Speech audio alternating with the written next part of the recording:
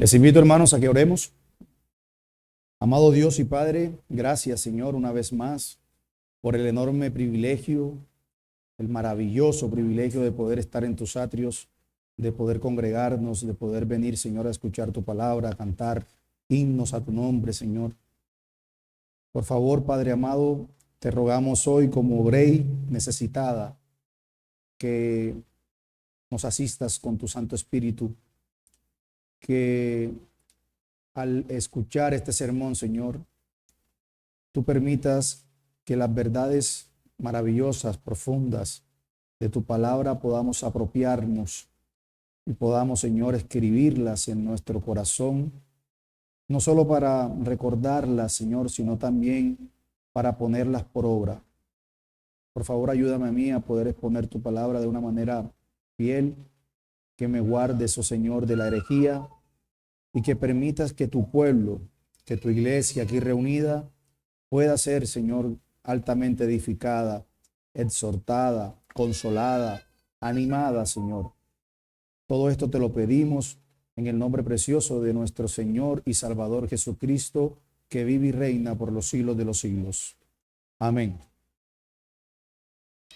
Amados hermanos, les invito a que vaya conmigo a Romanos. Esta vez, Romanos capítulo 8, versículos del 1 al 4. Romanos 8, del 1 al 4.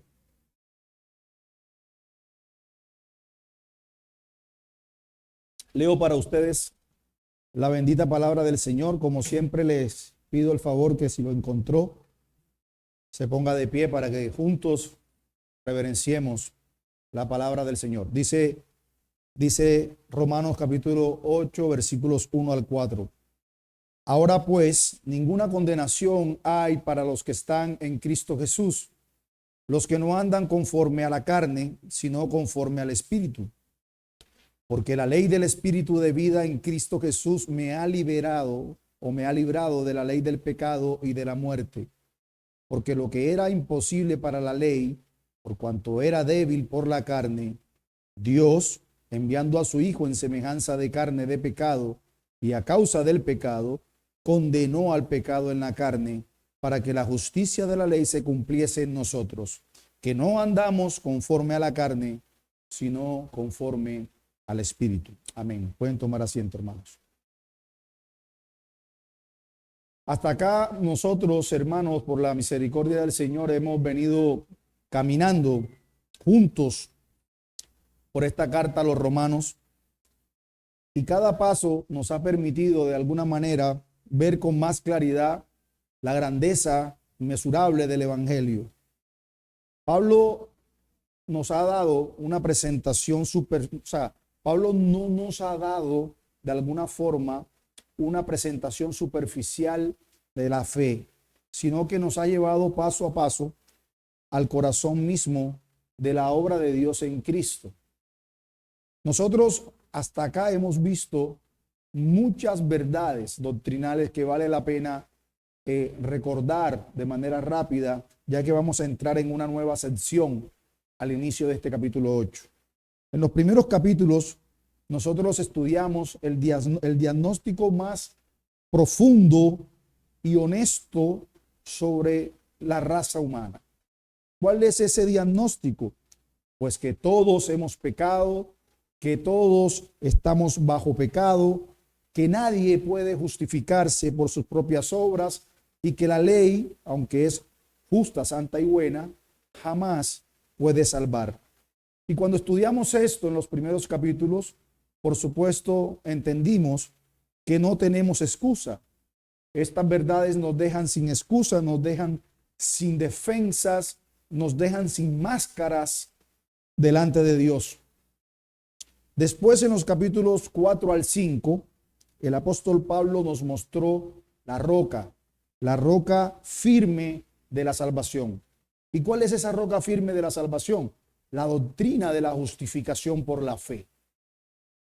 Aprendimos que Abraham fue declarado justo no por lo que hizo según la carne, No fue declarado justo por haberse circuncidado, no fue declarado justo por haber obedecido, sino que fue declarado justo por creer. Y que nosotros, cierto, somos reconciliados con Dios por medio de Cristo.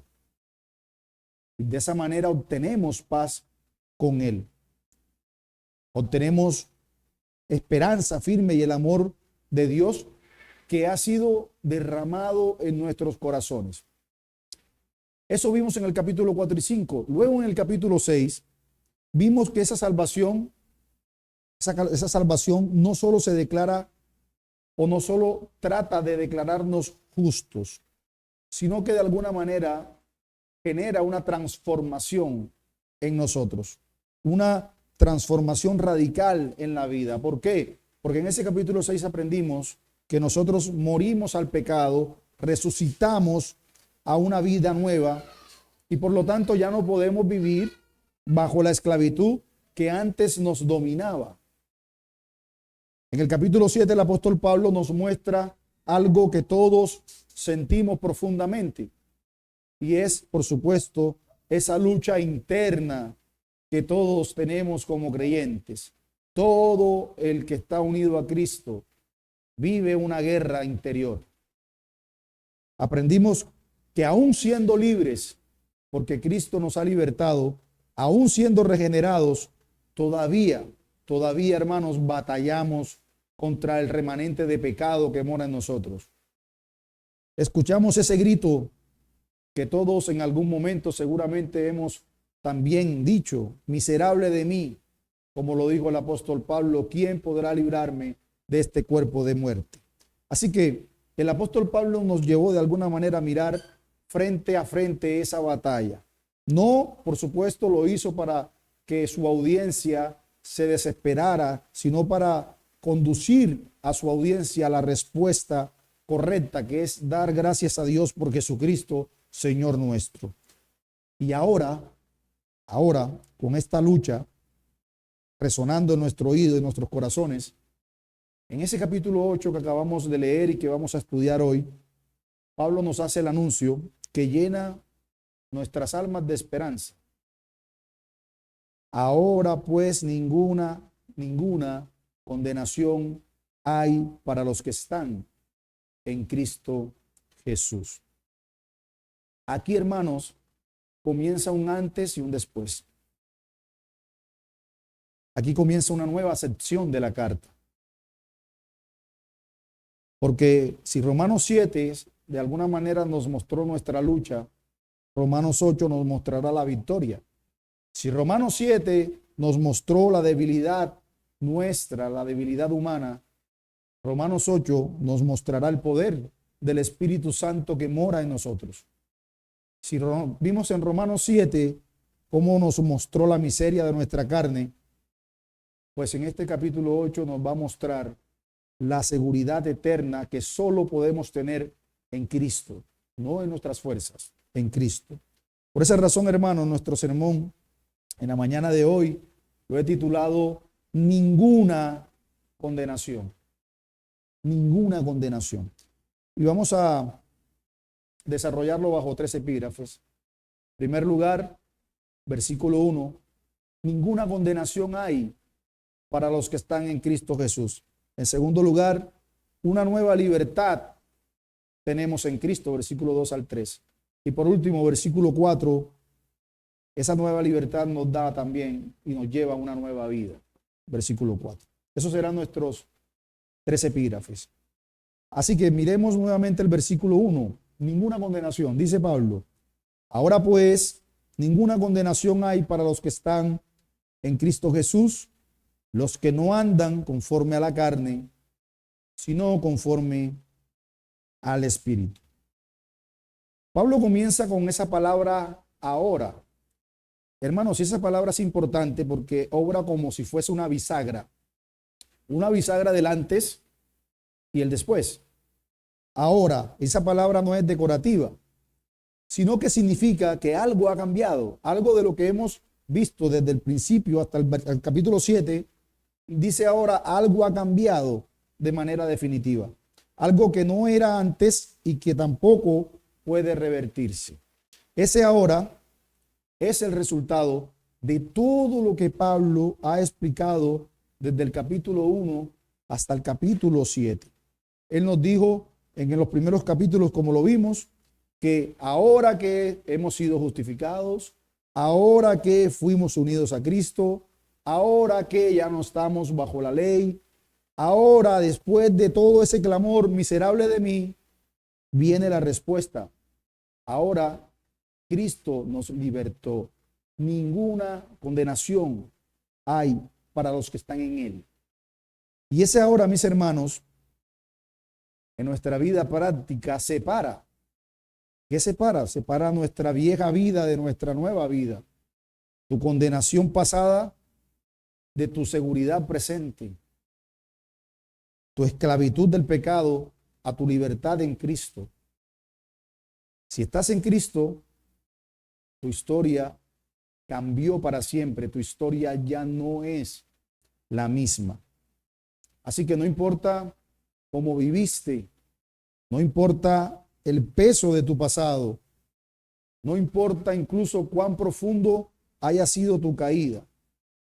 En Cristo, Dios pronuncia un ahora sobre ti, que sobrepasa toda culpa, sobrepasa toda acusación. Recordemos que en Romanos 3, el apóstol Pablo dijo que no hay justo ninguno. No hay quien entienda, no hay quien busque a Dios, todos se desviaron. No hay temor de Dios. Y él termina diciendo en ese capítulo 3, para que toda boca se cierre, para que nadie vaya al trono de la gracia jactancioso diciendo es que tú me tenías que salvar.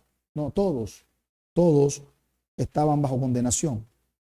Nuestro estado natural o la naturaleza caída del hombre es siempre bajo condenación. Pero aquí Pablo afirma algo que crea una ruptura frente a todo lo que precedía. Él dice ninguna condenación. Y noten que él no dice, hermanos, que hay menos condenación, o es que ahora ustedes han sido menos condenados, o es que ustedes tienen una condena reducida, o es que de pronto Dios sea más comprensivo contigo ahora. Pablo no dice eso, sino que Pablo dice ninguna, absolutamente nada, ninguna, ningún cargo, ninguna deuda pendiente, ningún castigo, ninguna sentencia por ahí esperando para ser ejecutada. El creyente, hermanos, no vive bajo sospechas como que aún será que estoy viviendo bajo libertad condicional. No, él no vive un expediente que de pronto le da temor que mañana sea reabierto. No, el creyente vive sabiendo que ese expediente fue cerrado para siempre. Fue archivado y cerrado para siempre. Y por supuesto, eso transforma todo en nuestra manera de vivir. ¿Por qué? Porque también transforma la forma como nos acercamos a Dios.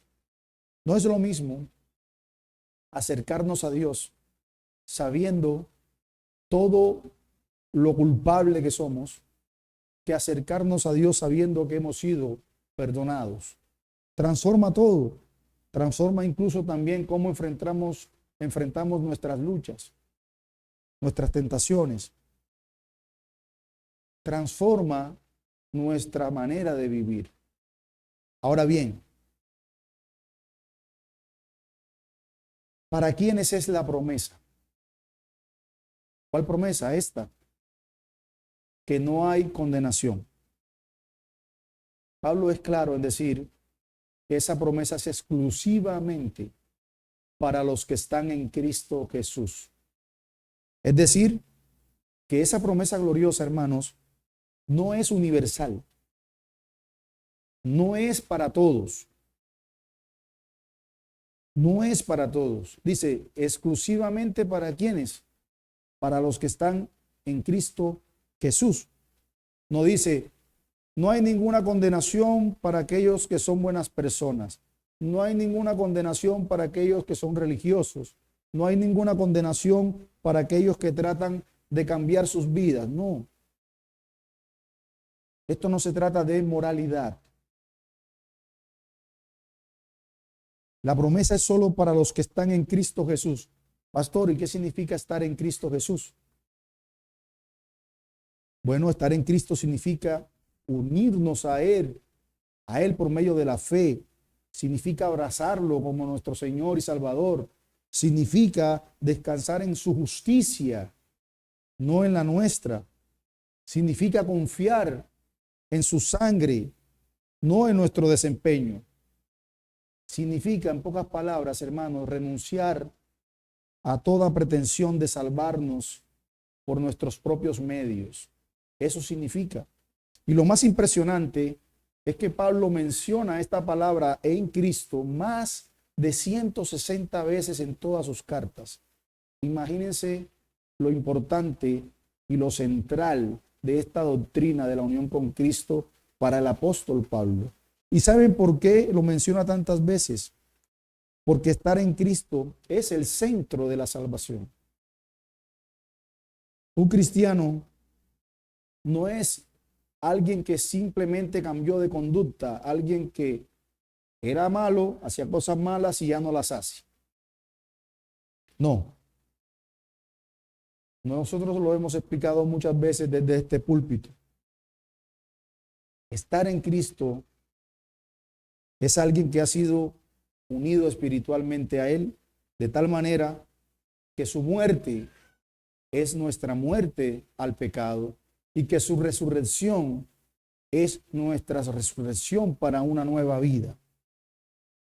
Su justicia entonces es acreditada a nuestro favor y su intercesión, la cual es diaria, Él intercede por nosotros cada día, día y noche. Gracias a esa intercesión, nosotros hoy todavía estamos en pie, todavía hoy estamos acá. Así que Dios no mira al creyente, Dios el Padre no mira al creyente como aislado. No, Él lo mira a través de Cristo. Yo un día ponía un ejemplo, es como si Dios se colocara unas gafas y esas gafas fueran Cristo. Él nos mira a través del lente de Cristo. Y si Cristo no puede ser condenado, el creyente tampoco puede serlo. ¿Por qué? Porque el creyente está unido a Él. Y esa verdad sostiene nuestro cristianismo, nos sostiene en nuestras luchas.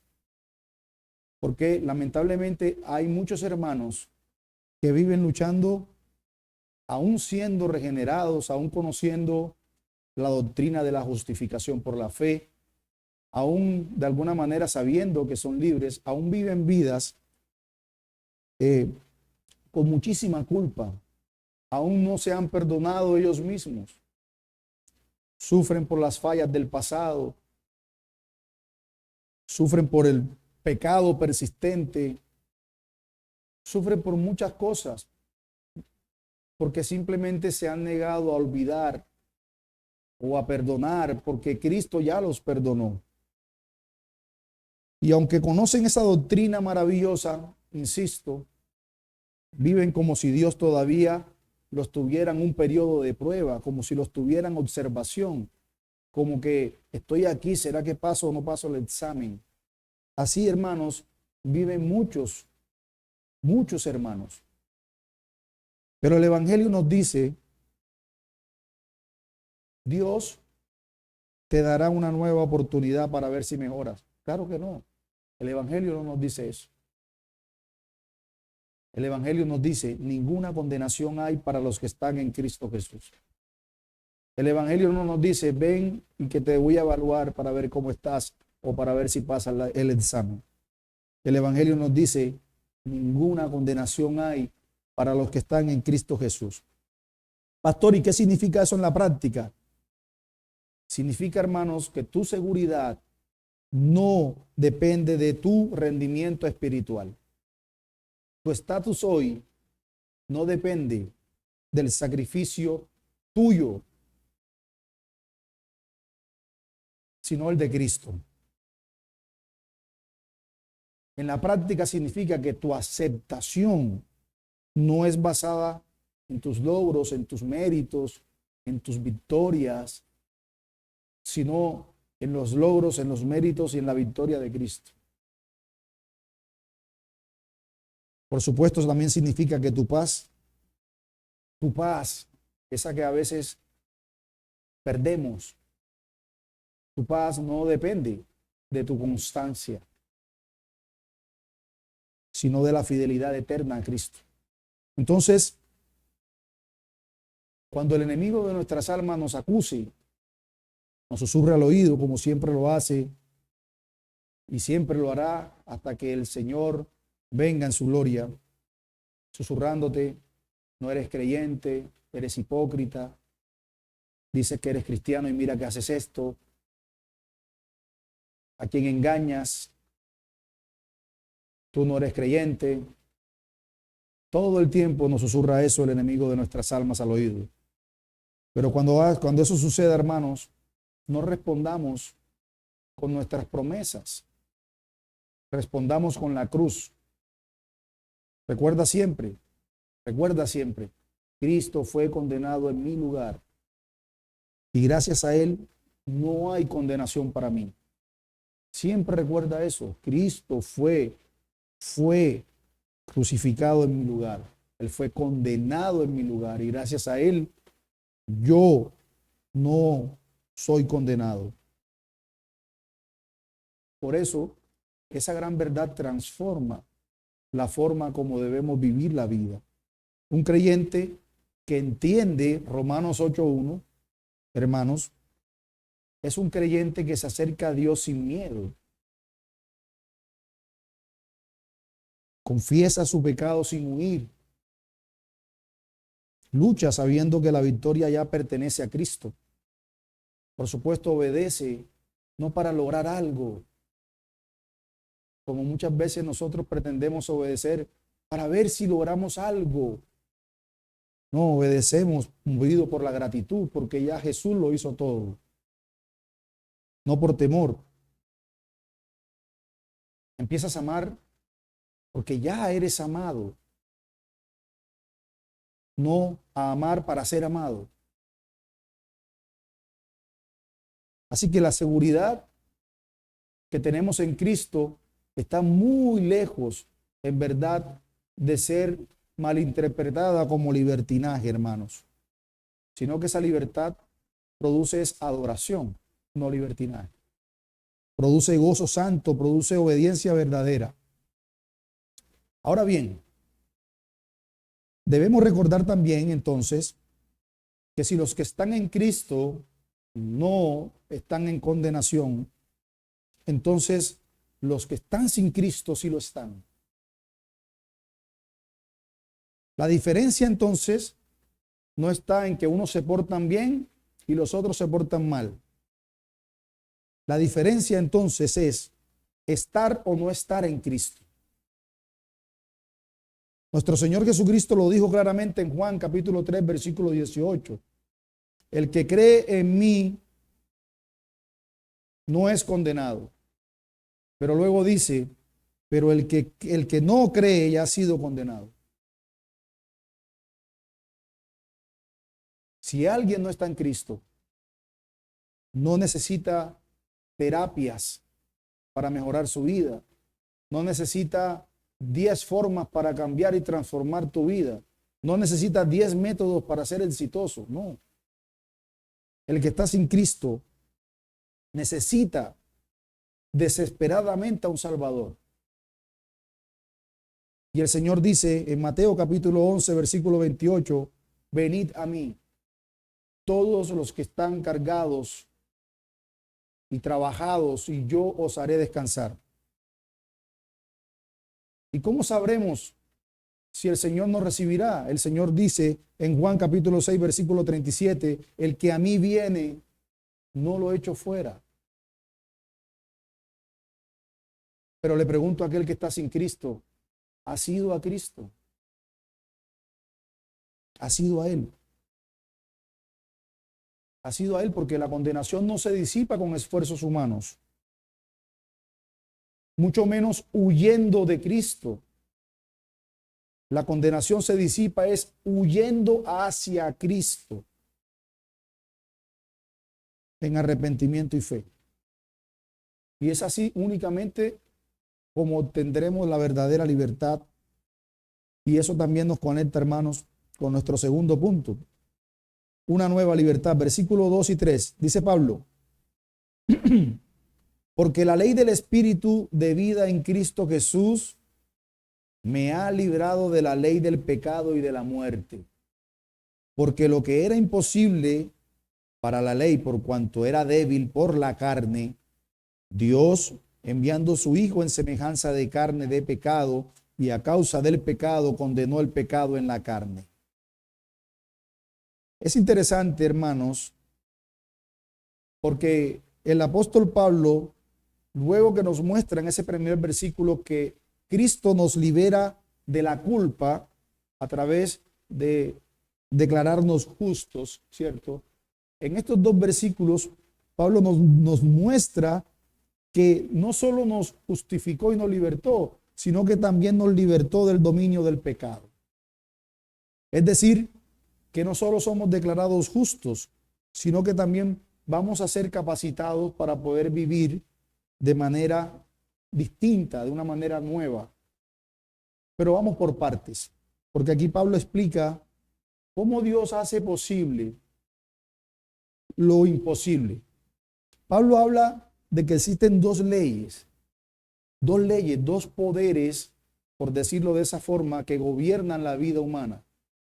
En primer lugar, él habla de la ley del pecado y de la muerte.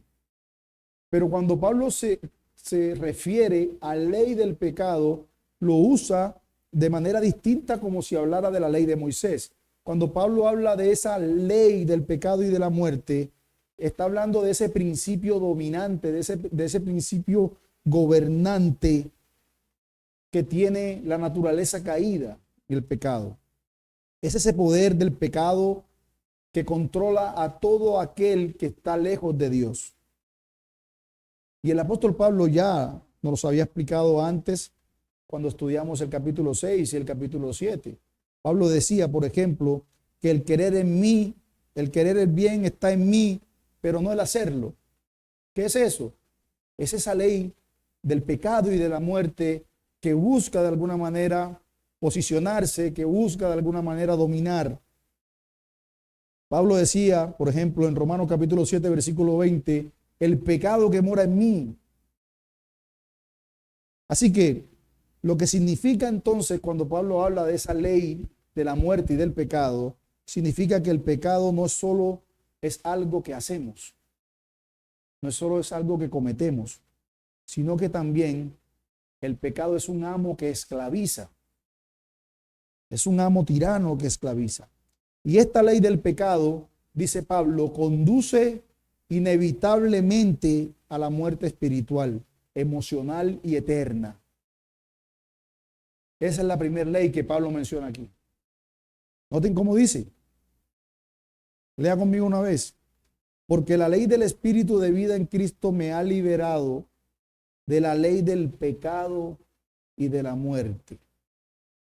Así que esa es la primera ley que encontramos. Pero en segundo lugar, Pablo también habla de la ley del Espíritu de vida.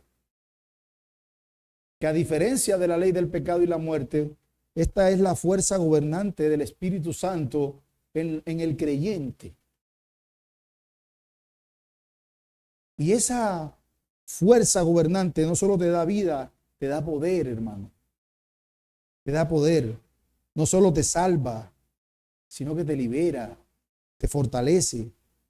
Es como si Pablo dijera, el Espíritu que mora en ti te da la fortaleza que es mucho más fuerte, valga la redundancia, que el pecado que mora en ti. Por lo tanto, cuando el pecado grita y te dice, yo dominaré sobre ti, el Espíritu Santo responde con autoridad, no, no lo harás, Él es mío. Él es mío, yo ahora lo gobierno. Eso es lo que Pablo trata de decir. Lea conmigo nuevamente el versículo 2. Porque la ley del Espíritu de vida en Cristo Jesús me ha librado de la ley del pecado y de la muerte.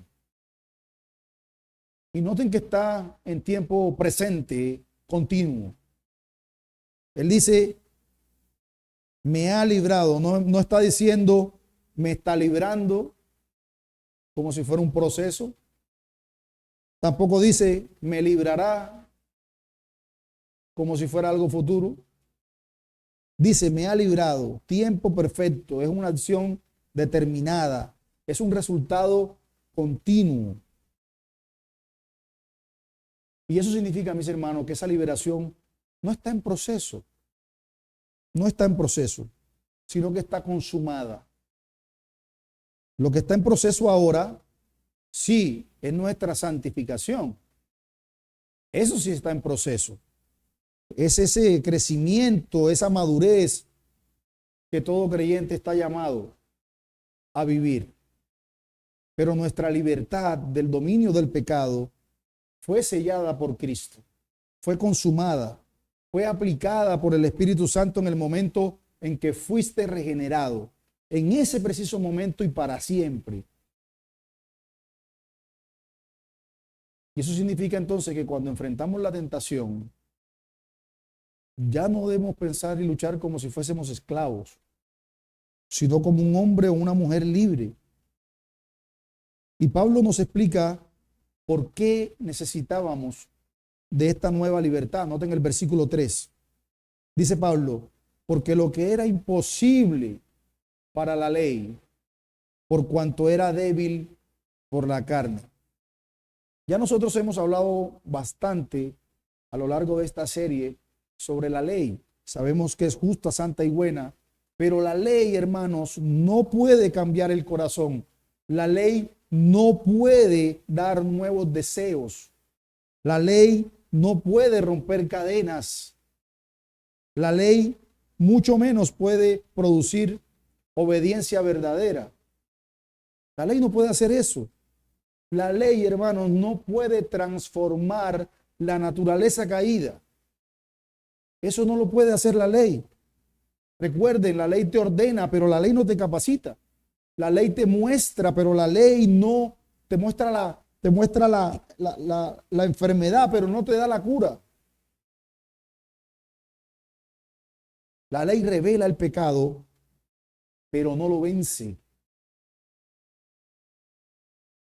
Pero pastor, entonces la debilidad está en la ley. No, ya lo hemos visto, la debilidad no está en la ley de Dios, sino en nuestra carne. El problema del ser humano no es la santa y bendita ley de Dios, sino la corrupción que habita en el hombre. Eso es como un espejo. Usted se acerca a un espejo, ¿cierto? Y entre más se acerca a ese espejo, más suciedad, más imperfecciones va a haber en su cara, ¿cierto? Pero el espejo no le va a borrar ni le va a limpiar la suciedad ni le va a curar las imperfecciones.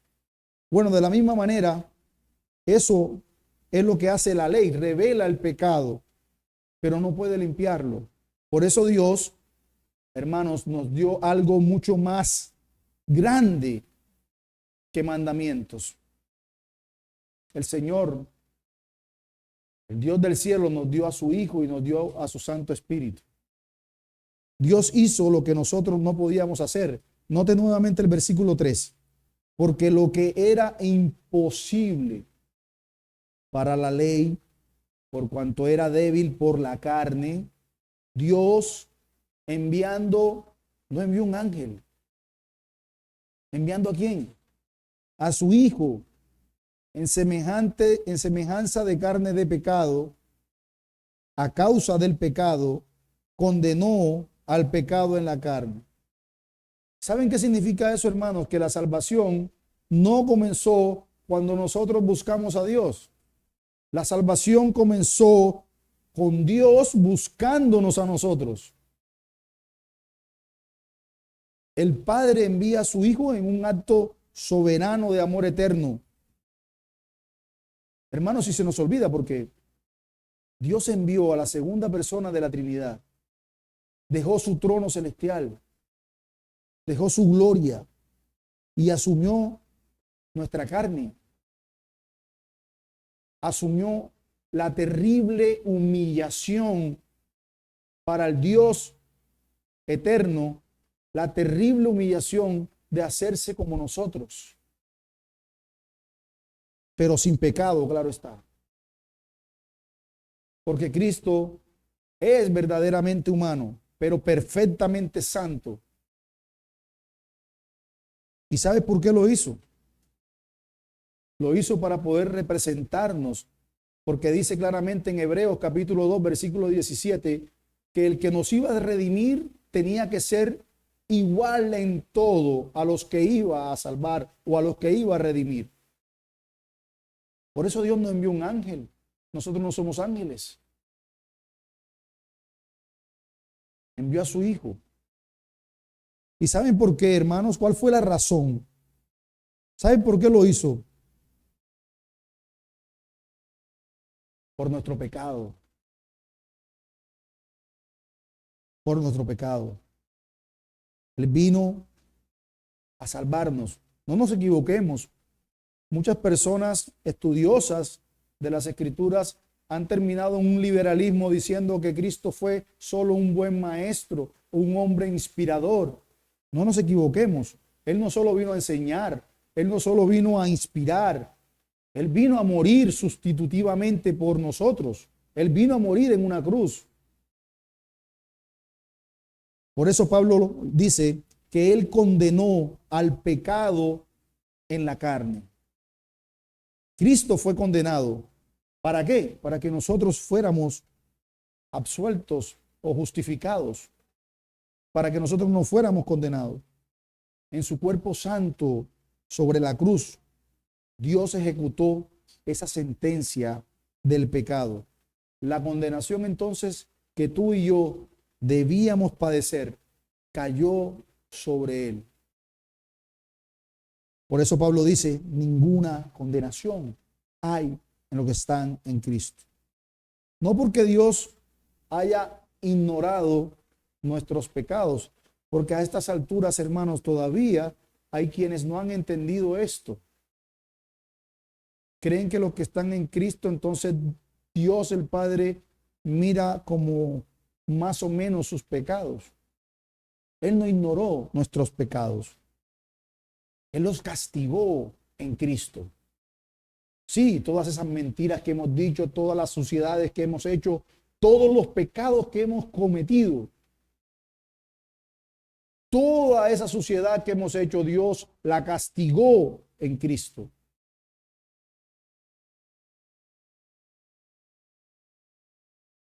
Por eso cuando nos enfrentemos a las tentaciones, no podemos decir, no puedo, porque Dios te dice, si puedes, yo te liberté. Yo te liberté. Sí, reconozcamos nuestra debilidad, pero descansemos en el poder del Espíritu Santo, que es más fuerte que el pecado que mora en nosotros. Ahora bien, esa libertad gloriosa ya establecida que Pablo nos menciona acá, nos recuerda que no debemos vivir como antes vivíamos, es decir, vivir según la carne, sino que con novedad de vida debemos vivir según el Espíritu. Eso nos lleva a considerar nuestro último punto, una nueva vida, versículo 4. Dice Pablo, para que la justicia de la ley se cumpliese en nosotros, que no andamos conforme a la carne, sino conforme al Espíritu.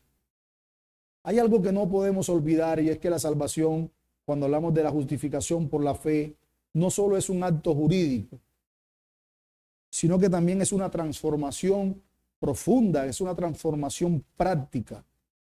Muchos se quedan solo en la teoría y aprenden esta doctrina de manera teórica. Se quedan en un acto jurídico. Hermanos, pero el Evangelio no solo cambia nuestro destino, sino que también transforma nuestra vida para que caminemos distinto. Pablo dice que Dios hizo todo esto ¿para qué? Para que la justicia de la ley se cumpliese en nosotros. Pastor, ¿pero qué es la justicia de la ley? Recordemos, ¿qué exige la ley? Exige amor perfecto a Dios, amor perfecto al prójimo. ¿Qué exige la ley? exige justicia, santidad, obediencia real, por lo que la ley en sí misma nunca fue dada para salvar. Siempre, ¿qué hizo la ley? Reveló el carácter santo de Dios y el estilo de vida santo que Él desea que su pueblo viva. Bien, pero ¿cómo se cumple la ley en nosotros? ¿Qué es lo que significa? Bueno, vamos a comenzar diciendo con lo que no significa. No significa que ahora que estamos en Cristo, nosotros cumplimos de manera perfecta la ley. No significa eso. Eso sucederá cuando estemos en gloria. Así que cuando Pablo habla de que cumplimos o se cumplió la ley en nosotros, no se refiere que nosotros ahora podemos cumplir la ley de manera perfecta. Lo que sí significa es que ahora que estamos en Cristo, por el poder del Espíritu Santo en nosotros, empezamos a amar lo que antes aborrecíamos y empezamos a aborrecer lo que antes amábamos. Pastor, ¿y qué era eso que yo antes aborrecía y ahora amo? Antes aborrecíamos la Biblia, aborrecíamos la palabra de Dios, aborrecíamos el orar, aborrecíamos el congregarnos. No, pastor, yo no lo aborrecía, yo siempre fui muy religioso, yo desde muy pequeñito iba a la iglesia. No, lo aborrecías. Pero ahora en Cristo empiezas a amar eso que antes aborrecías. Pero también empiezas a aborrecer eso que antes amabas. Pastor, ¿y qué era lo que yo antes amaba? El pecado. El pecado. Eso amábamos. El pecado. Empezamos a aborrecer el pecado. Es decir, cuando estás en Cristo, empieza una inclinación hacia Dios. Antes, sin Cristo, vivías a espaldas de Dios. Todo el tiempo le dabas la espalda a Él.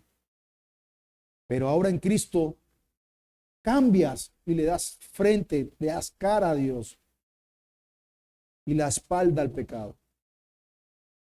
Tienes nuevos deseos ahora y esos nuevos deseos buscan agradarlo. Quieres vivir en una obediencia real, lo sientes de manera sincera, aunque no puedas hacerlo de manera perfecta, pero lo sientes eso y empiezas a dar frutos, frutos de verdad, frutos que honran al Señor. ¿Por qué? Porque estás en la vid, porque estás en Él.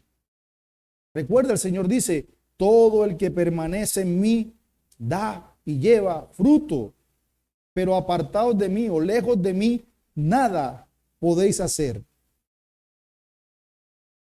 En otras palabras, mis hermanos, Dios nos salvó para que seamos obedientes, no para dejarnos en la vieja vida y vivir la vida desordenada y en desobediencia que vivíamos.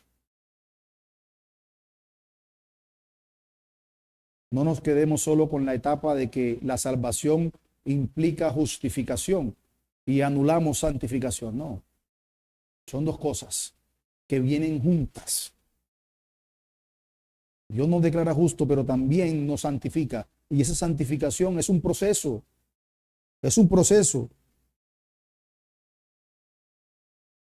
Sí, es cierto que ese proceso es distinto en muchos de nosotros.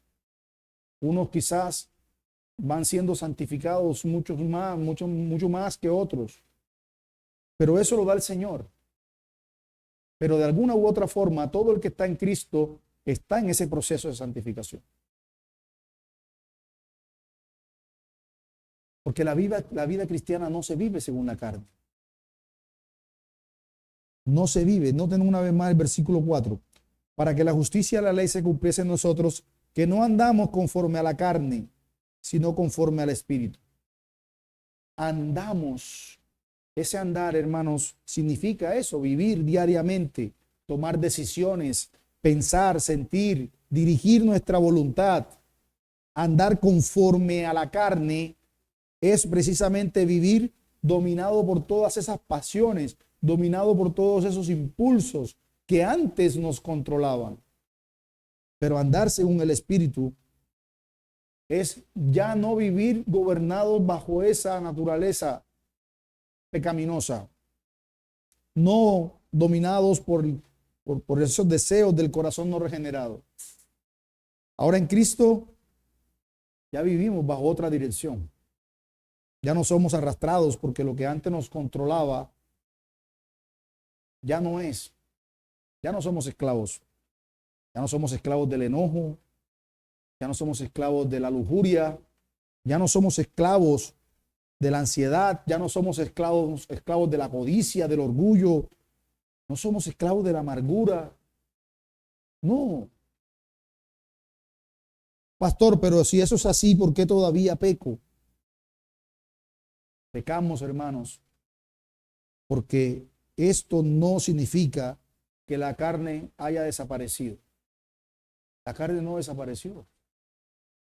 Significa que ya no es nuestro amo, pero la carne sigue allí. La regeneración que el Señor hizo en tu corazón no elimina la carne aún, no la borra, pero sí la destrona. Y en eso debemos tener claridad. La regeneración no borra la carne, pero sí la destrona. ¿Qué significa eso? Antes el pecado tenía la última palabra en ti.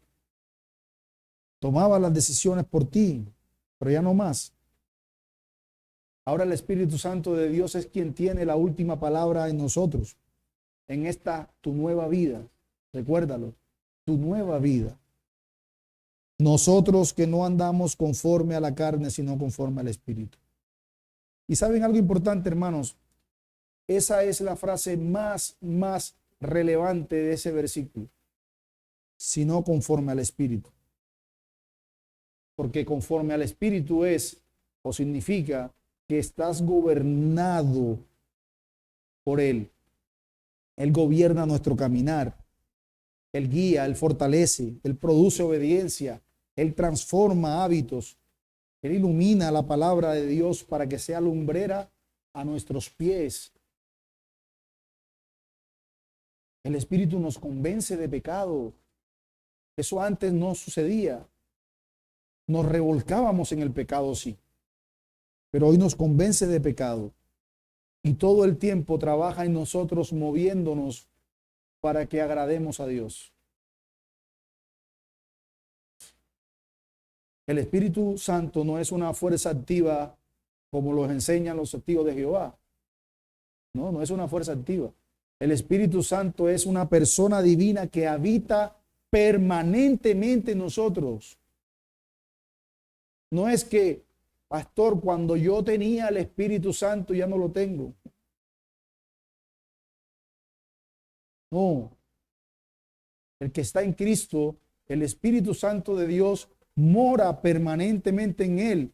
Ahora bien, que lo entristezcamos muchas veces por lo que hacemos es distinto, pero él no se ha ido. Él está constrito, sí. Se entristece, sí, pero no nos abandona. Él vive en el creyente como un huésped permanente.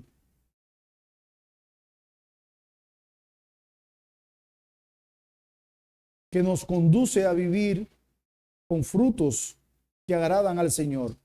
Gálatas capítulo 5, versículo 22 describe esos frutos. ¿Cuáles son?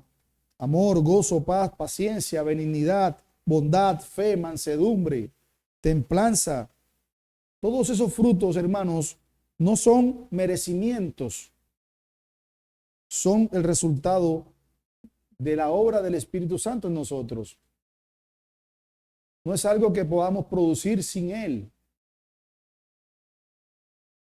Así que la verdadera libertad entonces no es hacer lo que queramos, como muchas veces nos quiere hacer creer el enemigo de nuestras almas.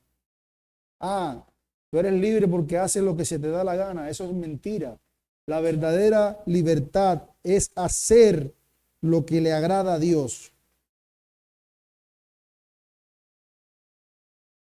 Por eso la verdadera santidad nace única y exclusivamente de un corazón regenerado. Un corazón que no intenta ganarse el favor de Dios.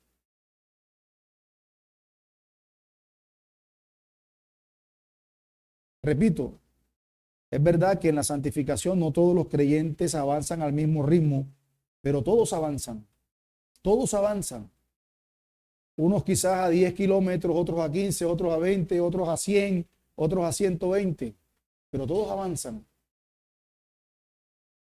Y es claro, hermanos, los que tenemos hijos, un bebé, ¿cierto? No corre una maratón, ¿cierto que no?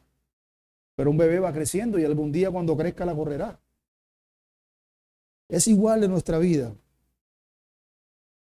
El creyente cae, se levanta, lucha, avanza, se fortalece, madura y persevera. Pastor, ¿y cómo sé si yo soy creyente? Estás aquí. Eso es muestra de la perseverancia que el Señor ha hecho en ti.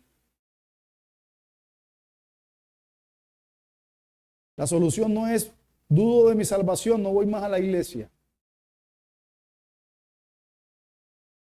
Hermanos, hay días de victorias, pero también hay días de derrotas.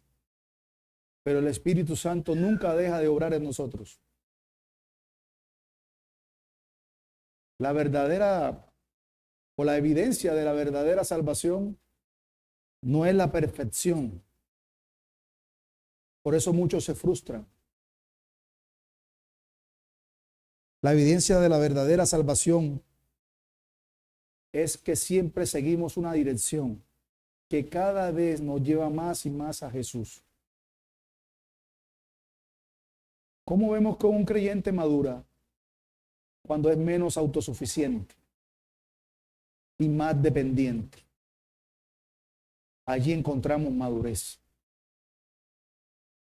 Un cristiano inmaduro es autosuficiente, poco dependiente de su Señor. Por eso, hermanos, en nuestra lucha diaria no estamos solos. No luchamos solos, no enfrentamos al pecado solos. Dios mismo habita en nosotros mediante su Santo Espíritu. ¿Para qué? Para sostenernos, para corregirnos, para levantarnos, para guiarnos.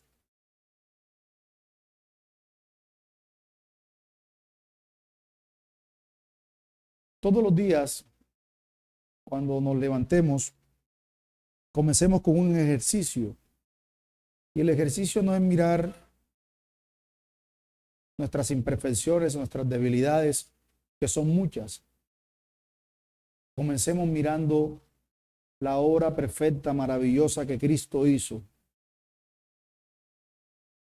Cuando sientas que no puedes más en la lucha, recuerda eso. El Espíritu Santo que mora en ti es más fuerte porque Cristo ya te libertó. Y no hay ninguna condenación para los que están en Cristo Jesús. Que el Señor, hermanos, nos conceda que podamos vivir esta verdad de su palabra con un gozo humilde, con gratitud honesta, profunda, por lo que el Señor ha hecho en nosotros. Y por supuesto, con una vida que pueda reflejar lo que Cristo ha hecho en nosotros. Que el Señor bendiga su palabra y nos ayude. Vamos a orar. Padre, gracias, Señor, por tu palabra. Gracias por libertarnos, Señor. Gracias porque en Cristo Jesús no hay condenación. Gracias porque no nos dejaste abandonados. Gracias porque aún a pesar de nosotros, tu Santo Espíritu nos mueve a vivir vidas que te agraden. Gracias, Señor, porque nos diste una nueva vida. Gracias porque diariamente nos sostienes. Gracias porque cada día nos corriges. Gracias porque cada día Cada día nos ayudas a levantarnos. Y en cada caída, Señor, tu mano siempre podemos sentirla sosteniéndonos. Te damos la gloria y la honra. Sigue bendiciendo a tu iglesia, Señor, en el nombre de Jesús. Amén y amén.